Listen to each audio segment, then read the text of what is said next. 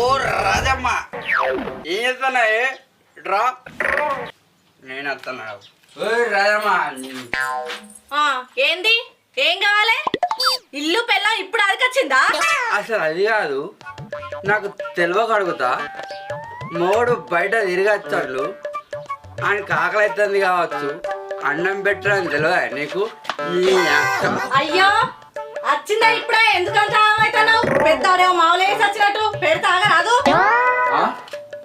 ఏంది నేను it's me నేను ఆగమవుతున్నా అయితే కానీ ఏం కూర ఏమండాలి? పప్పుసారి చేసిన నీ అవ్వ పక్షా నీ అవ్వని బాగా లాగేసినట్టున్నాడు. నాకు మోసగా ఉన్నది. రా